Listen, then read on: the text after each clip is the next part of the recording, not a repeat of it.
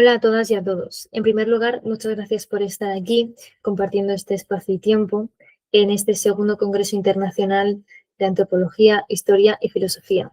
Soy Sofía Villes Blanes, investigadora predoctoral de la Universidad Jaume I, y tengo el placer y el gusto de compartir la comunicación que lleva por título Aproximación al origen de la promoción social de la familia de Mancera. Los objetivos que nos planteamos conseguir en esta investigación son, en primer lugar, analizar la trayectoria de Pedro de Toledo y Leiva, destacando los distintos cargos que ocupó al servicio de la monarquía hispánica. En segundo lugar, el segundo objetivo que pretendemos lograr se trata de identificar qué acciones determinaron la concesión del título nobiliario por parte de Felipe IV.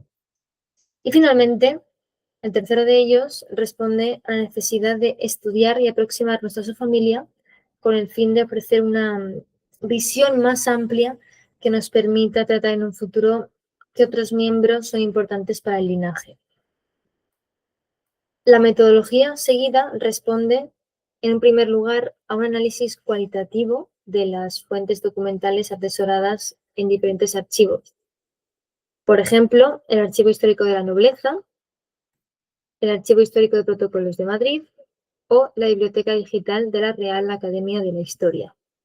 Y en segundo lugar, responde la metodología a una revisión de las fuentes secundarias, especialmente a partir de la biografía realizada por José de la Puente en la Real Academia de la Historia. Para lograr los tres objetivos planteados, podemos dividir la comunicación en dos principales bloques. El primero de ellos se centra en la familia de Pedro de Toledo y el segundo de ellos en la trayectoria y el servicio prestado por el primer marqués de Mancera a la corona. Y centrándonos ahora en el primer apartado, vamos a ver brevemente los principales miembros de la familia, especialmente lo que es la ascendencia del primer marqués de Mancera. Lo hacemos especialmente gracias a la documentación del Archivo Histórico de Protocolos de Madrid y el Archivo Histórico de la Nobleza. Así, de esta manera, podemos ubicar a Pedro de Toledo como hijo de Luis de Toledo y de Isabel de Leiva.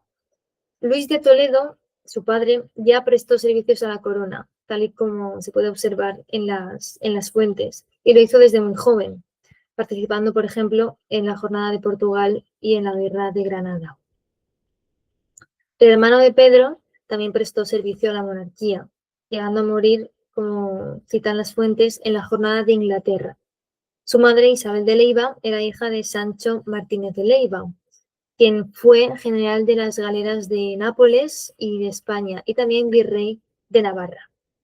Su abuelo, por parte de padre, Enrique de Toledo, por su parte, también ostentó cargos como, por ejemplo, gentilhombre de la Cámara del Rey o caballero de la Orden de Santiago, entre otros.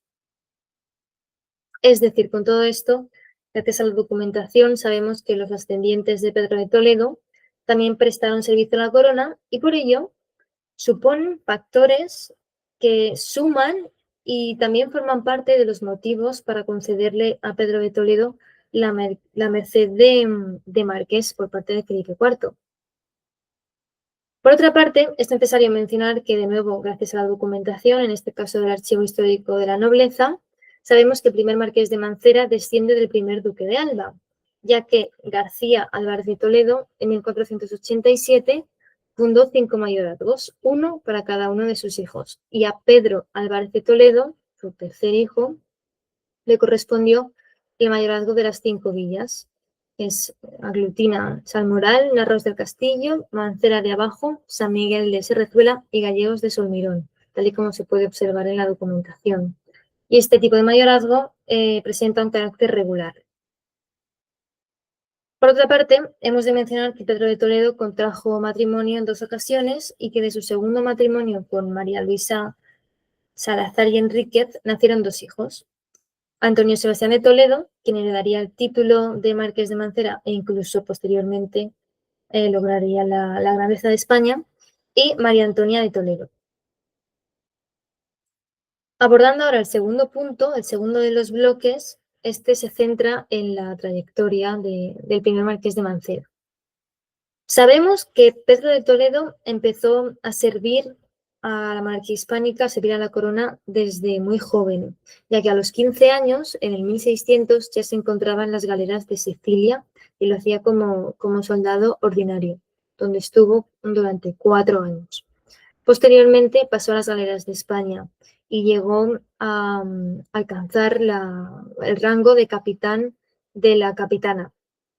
Posteriormente logró el puesto de teniente y destacó como tal en diferentes ocasiones y acontecimientos, como por ejemplo en la que narra la Real Cédula respecto al día en el que el marqués de Mancera, perdón, el marqués de la Hinojosa sería un peligro y Pedro de Toledo con valentía le salvó, corriendo grandes riesgos, por supuesto. Y de hecho, por actos como el que acabamos de mencionar, es por lo que Felipe IV reconoce que, aun con su destacada trayectoria, no se le había concedido hasta el momento ninguna merced. Por lo tanto, el 18 de julio de 1623 es cuando le confiere el título de Marqués de Mancera, alentando de esta manera, tal y como se puede observar en la documentación, en las fuentes, a que otros sigan su ejemplo y beneficien así también a sus casas. Otros cargos que ostentó Pedro de Toledo fue formar parte del Consejo de Guerra y también de la Cámara del Rey, aunque destaca especialmente su etapa o su papel como virrey del Perú desde 1639 hasta 1648. Por último, para finalizar la comunicación, es necesario señalar que gracias a esta aproximación a la figura, trayectoria y familia de Pedro de Toledo, hemos podido advertir que la distinción de Marqués de Mancera que Felipe IV le confirió es sobre todo gracias a su recorrido y sus servicios, pero también es debido al trabajo y a los servicios prestados por parte de sus familiares, de sus antepasados. Además, en la documentación advertimos que ejerció un importante papel al frente de las galeras de la monarquía hispánica. También lo hizo como gobernador y capitán general del Reino de Galicia, como gentilhombre de la Cámara del Rey, como miembro del Consejo de Guerra, etc. No obstante, debemos destacar esa etapa final, ese rol final como virrey del Perú. Por lo tanto, en esta primera aproximación vemos que la obtención de la merced del marqués y este inicio de la promoción social para la familia y para su linaje, es la suma de los servicios de sus antepasados y de su propio recorrido político, es decir, es la suma de diversos factores. Sin embargo, es de nuestro interés continuar investigando sobre esta figura y sobre su familia y continuar de esta manera esta primera aproximación a este tema. Muchas gracias por la atención. Quedo completamente a su disposición. Muchas gracias.